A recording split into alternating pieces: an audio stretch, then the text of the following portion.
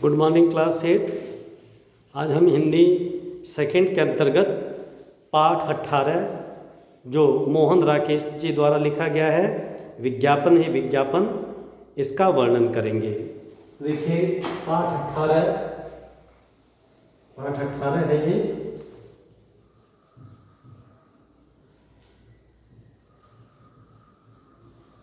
विज्ञापन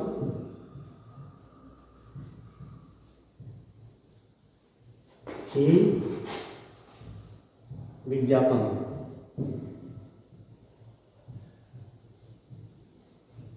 तो विज्ञापन ही विज्ञापन, इस पाठ को आज हम पढ़ेंगे, ठीक है। तो देखिए शुरू करते हैं।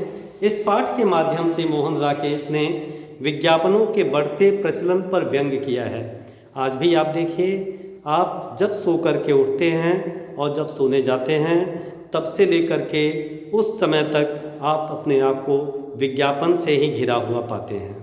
आज संसार की प्रत्येक वस्तु बिकाऊ है, जिस कारण विज्ञापनों की भरमार ने जीवन में उथल पुथल मचा दी है। संसार की प्रत्येक वस्तु विज्ञापित की जाने लगी है। लेखक अपने को भी विज्ञापन का ही एक वस्तु मानता है। तो इस प्रकार ये पाठ का इंट्रोडक्शन है। आज विज्ञापन हर जगह है। कहते हैं कि एक अच्छा विज्ञापन मिट्टी को भी बेच देता है। यानी आपके मन में अच्छा विज्ञापन वो है जो आपके मन में उस वस्तु को खरीदने की चाह पैदा कर दे। आपके पास पैसे हों या ना हों, आप लोन लेकर के, उधार लेकर के उस वस्तु को खरीदें, चाहे वस्तु आपके लिए ज़रूरी हो या ना हो। ये अच्छे विज्ञापन का ही चमत्कार है। मेरे पड़ोसियों की मुझ पर ऐसी कृपा है कि रात को सोने तक और सुबह उठने के साथ ही मुझे गज़लें, भजन, गीत और उसके साथ ही चाय, तेल और सिरदर्द की टिक्कियों के विज्ञापन सुनने को मिलते हैं। लेखक कह रही है, अब तो मुझे विज्ञापन सुनने की ऐसी आदत हो गई है कि अनियंत्र कहीं भी मैं गालिब की गज़ल सुनता हूँ या सूरदास के भजन सुनता हूँ या कोई अच्छा सा गीत सुनता हूँ तो मेरे दिमाग में अपने आप ये शब्द गूंजने लगते हैं। क्या आपके सिर में सिर दर्द रहता है? सिर दर्द से छुटकारा पाइए और एक सिर दर्द की गोली लीजिए, सिर दर्द गायब। यानी उनके मन में अपने आप ये विज्ञापन बजने लगता है। विज्ञापन का ऐसा प्रभाव है, या इतना विज्ञापन उन्होंने सुन रखा है। परिणाम यह है कि अब मेरे लिए कोई गज़ल नहीं रही, कोई गीत नहीं रहा। यह सब किसी न किसी चीज़ का विज्ञापन बन गए हैं। रात भर ये गीत भरे विज्ञापन मेरा पीछा करते हैं। यानी सपने में भी उन्हें विज्ञापन ही आता है। ये गीत भरे विज्ञापन, यानी वो गीत जो विज्ञापनों से भरे हैं, इनका पीछा करते हैं। बहुत पहले मीठे गले से रहना नहीं ये देश वीराना है कि लय, और उसके बाद तुरंत क्या आपके शरीर में खुजली होती है? खुजली का नाश करने के लिए एक ही रामबाण औषधि है। भगत कबीर क्या कर सकते हैं? खुजली कांपती उनके जिस रचना पर चाहे जब चाहे अपना मुहर लगा सकती है। यानी कबीर जी क्या कर सकते हैं? उनके गाने पर जब चाहे खुजली का विज्ञापन आ सकता है। जब चाहे आपके दांत गंदे रहते हैं, आपके दांतों में दर्द रहता है, विज्ञापन आ सकता है। या आपका चेहरा, त्वचा खुश्क रहती है, इस ब्रांड के साबुन से नहाइए और सुंदर बन जाइए, ये विज्ञापन आ सकता है। और बातों ही बातों में ये भी बताया जा सकता है कि बात गज़ल गीतों तक ही सीमित नहीं है। मुझे लगता है कि मेरे चारों ओर हर एक चीज़ का नया मूल्य उभर रहा है, जो आज तक के मूल्य से सर्वथा भिन्न है और जो उनके रूप को मेरे लिए बिल्कुल बदले दे रहा है। कोई चीज़ ऐसी नहीं है जो किसी न किसी चीज़ का विज्ञापन न हो। अजंता के चित्र और एलोरा की मूर्तियाँ कभी अछूती कला का उदाहरण रही होंगी, परंतु आज उस कला को एक नई सार्थकता प्राप्त हो गई है। उन मूर्तियों का केश विन्यास, यानी बालों की स्टाइल, मुझे आज एक तेल की शीशी का याद दिलाता है। यानी ऐसा तेल जिसको लगाने से केश विन्यास उधर जाता है, बाल अच्छे हो जाते हैं। उनकी आँखें एक फार्मेसी का विज्ञापन प्रतीत होती हैं और उनका समूचा कलेवर एक पेट्रोल कंपनी की कला अभिरुचि को प्रमाणित करता है। जिन हाथों में उन कलाकृतियों का निर्माण किया, वे हाथ आज एक बिस्कुट कंपनी के विकास की योजना के विज्ञापन के रूप में प्रदर्शित हो रहे हैं। यानी वो हाथ कैसे बन गए हैं? एक बिस्कुट कंपनी का विज्ञापन बन गए हैं, उसका विज्ञापन दे रहे हैं। देखिए देश के कोने कोने में बिखरे हुए जितने भी मंदिर हैं, जितने पुराने किले और खंडहर हैं, जितने स्तंभ और स्मारक हैं, वे सब इसलिए हैं कि लोगों में यातायात के प्रति रुचि जागृत करें। मतलब जितने मंदिर हैं, खंडहर हैं, मोनूमेंट्स हैं, वो इसलिए कि यातायात यानी आने जाने का आप प्रयास कीजिए। पर्यटन व्यवसाय को प्रोत्साहन मिले, मतलब पर्यटन व्यवसाय आगे जाए, उसको प्रोत्साहन मिले। विदेश से लोग आकर के उनकी तस्वीरें खींचें और अपनी प्रियतमाओं के पास भेजें। मीनाक्षी और रामेश्वरम के शिखर और खजुराहो के कक्ष इस दृष्टि से और भी उपयोगी हैं। मीनाक्षी मंदिर और खजुराहो के कक्ष, वहाँ पर जाएं, वहाँ पर फ़ोटो खींचें और भेजें कि वे एक यानी और भी उपयोगी हैं कि वे एक विशेष ब्रांड के सीमेंट की मजबूती को व्यक्त करने का प्रतीक बन सके। मतलब एक विशेष ब्रांड के सीमेंट कितना मजबूत है। कश्मीर की सारी पार्वत्य सुषमा, वहाँ की नव युवतियों का भाव सौंदर्य और वहाँ के कारीगरों के दिन रात की मेहनत, ये सब इस बात को विज्ञापित करने के लिए हैं कि सफ़ेद रंग का वह शहद जो बंद डिब्बों में मिलता है सबसे अच्छा शहद है। यानी कश्मीर की सुषमा, वहाँ की नव युवतियों का सौंदर्य ये बताता है कि जो बंद डिब्बे में सफ़ेद शहद मिलता है वह शुद्ध है, उससे शुद्ध कुछ नहीं। बर्नार्ड शॉ के नाटक हमें यह बताने के लिए छापे जाते हैं कि ब्रिटेन के किस प्रेस की छपाई अच्छी है। बर्नार्ड शॉ के नाटक इसलिए छापे जाते हैं कि किस प्रेस की छपाई बहुत अच्छी है। प्रशांत सागर में अणु बम हमें इस बात की चेतावनी देने के लिए गिराए जाते हैं कि जब तक हमारे बच्चों का भविष्य सुरक्षित नहीं, और भारत और पाकिस्तान में कश्मीर के लिए सिर्फ इसलिए नहीं लड़ी जाती, कश्मीर और भारत में लड़ाई सिर्फ इसलिए लड़ी जाती है कि वहाँ के सेबों का मुरब्बा बहुत अच्छा होता है।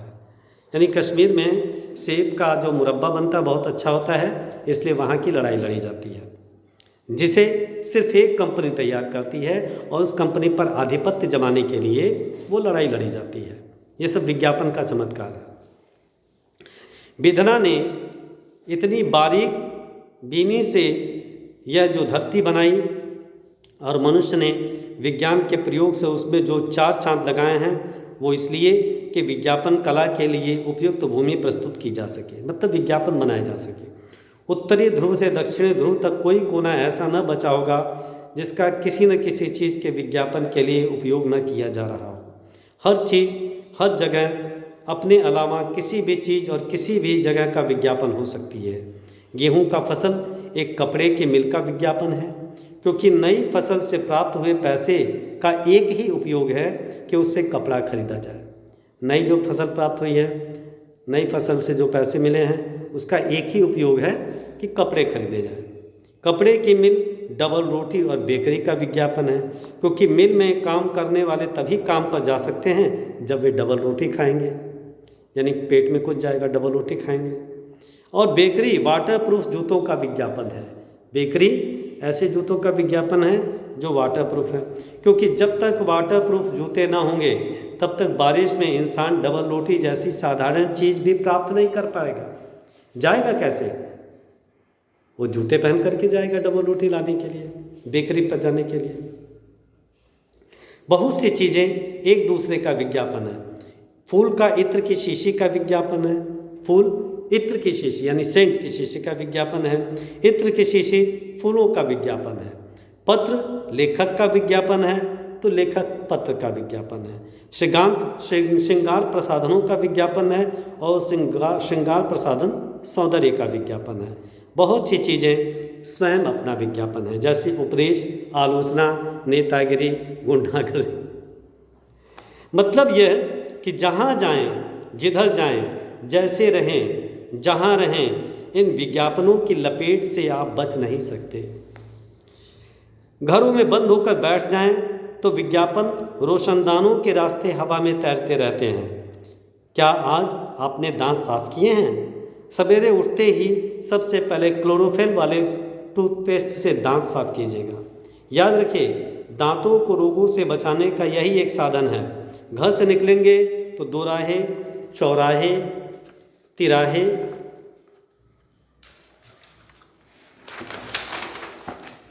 सड़क के खंभों पर विज्ञापन, खतरे से सावधान, धोखे से बचिए, इसे पढ़ने से बहुतों का भला होगा। अखबार उठाइए, विज्ञापन।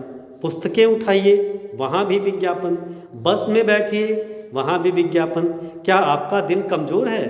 क्या आपका जिस्म टूटता है?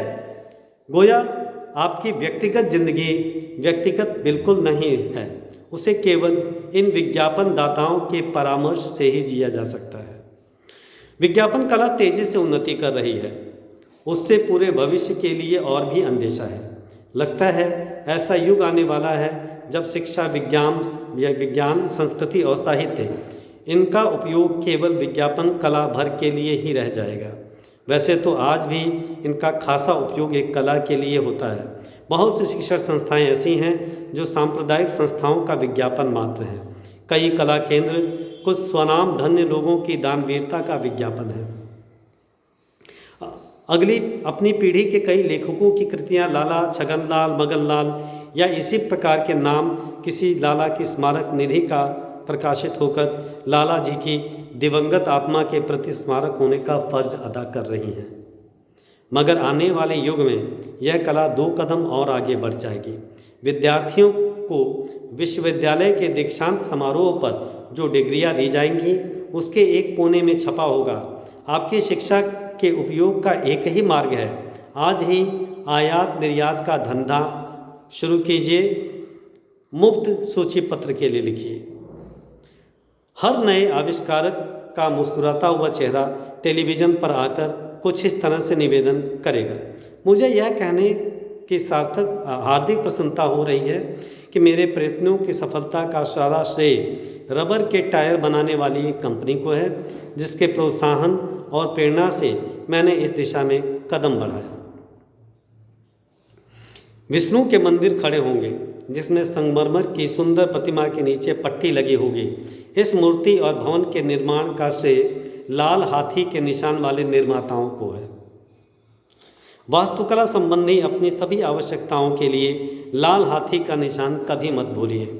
और ऐसे ऐसे उपन्यास हाथ में आया करेंगे जिसके सुंदर चमड़े की जिल्द पर एक और बारीक अक्षरों में लिखा होगा, साहित्य में अभिरुचि रखने वालों को इक्का मार्क साबुन बनाने वालों की एक तुच्छ भेंट।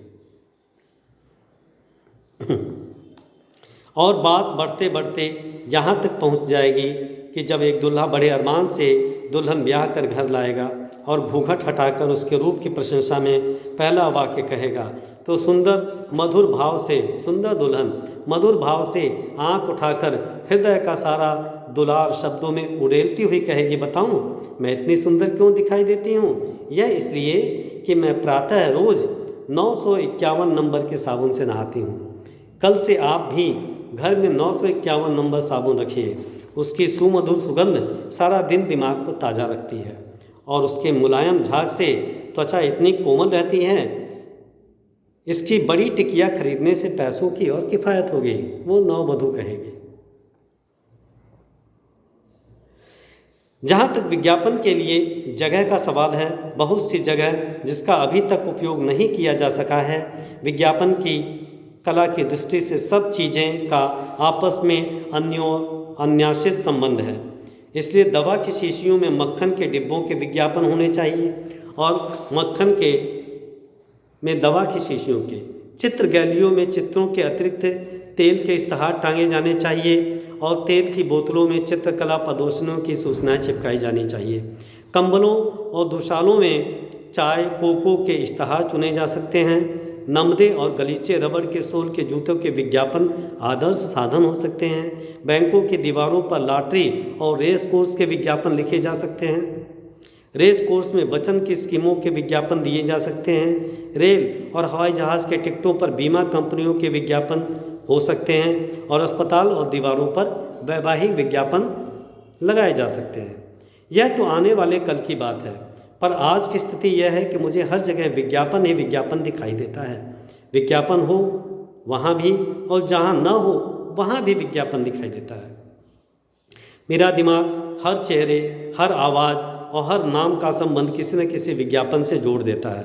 सुबह उठते ही सामने की दुकान पर लड़के को चाय लाने के लिए कहता हूँ तो चाय का नाम लेते ही मुझे नीलगिरी की एक सुंदरी का ध्यान आता है, जिसका चेहरा मैं रोज़ अखबार में देखता हूँ। नीलगिरी के नाम से प्रख्यात दिमाग में आते ही मुझे सुंदर काफ़ी प्रदेशों की ढलानें याद आ जाती हैं। साथ ही एक बुढ़े राजपूत का चेहरा मेरी आंखों के सामने उभरने लगता है और अनायास ही अपने को बुदबुदाते हुए पाता हूँ, यह अच्छी काफ़ी है और यह अच्छा चेहरा दोनों भारतीय हैं। खैर, लड़का 2 मिनट में चाय की प्याली लेकर मुस्कुराता हुआ मेरे सामने आ खड़ा होता है। उसके अधखुले होठों के बीच उसके पतले और सफ़ेद दांतों को देखकर मुझे लगता है कि यह विशुद्ध क्लोरोफिल मुस्कुराहट मुस्कुरा रहा है। अमेरिकी भाषा में इसे मिलेनियम डॉलर स्माइल कहते हैं। और वह लड़का है कि रोज़ 6 पैसे की चाय मुझे पकड़ाता हुआ $1,000,000 की मुस्कान मुस्कुरा जाता है। कई बार मेरी इच्छा होती है कि इस लड़के को किसी क्लोरोफिल कंपनी के हवाले कर दूं, जिससे उसकी मुस्कुराहट का सही मूल्य दुनिया के सामने आ सके। और जब यह सोच रहा होता हूँ तो इथर में तैरती हुई स्त्री कंठ की सुमधुर आवाज़ सुनाई देती है, क्या आपका लीवर ठीक से काम नहीं करता? अपना लीवर ठीक रहने के लिए आज ही लीवर इमल्शन लीजिए। मुझे ठीक से नहीं मालूम कि लीवर ठीक काम करता है या नहीं, पर जब मैं किसी बच्चे को किलकारी मारकर हंसते हुए देखता हूँ तो मुझे लाल डिब्बे में बंद बेबी मिल्क की याद हो आती है। किसी सुंदर दृश्य को देखता हूँ तो 29 रुपये वाला कैमरा मेरी आंखों के सामने घूमने लगता है। विवाह मंडप के पास खड़े होकर मुझे राष्ट्रीय बचत पत्र की याद जरूर आती है। मोहल्ले के लाला चौधरी मुझसे मिलने आते हैं तो लगता है कि विटामिन बी कॉम्प्लेक्स का विज्ञापन चला आ रहा है। दफ्तर की नई टाइपिस्ट रोजी का समूचा व्यक्तित्व मुझे लाल रंग की लिपस्टिक का विज्ञापन प्रतीत होता है। और किसी से कहिएगा नहीं, पर हालत यहाँ तक पहुँच गई है कि जब मैं खुद आईने में सामने खड़ा होता हूँ तो मुझे लगता न है कि अपना चेहरा नहीं, लीवर साल्ट का विज्ञापन देख रहा हूँ। तो इस तरह मोहन राकेश बताते हैं कि आज सभी जगह विज्ञापन ही विज्ञापन तैर रहा है। विज्ञापन ने किस प्रकार से हमें प्रभावित किया है और हमें ही नहीं सारे समाज को प्रभावित किया है, यह आपके सामने है।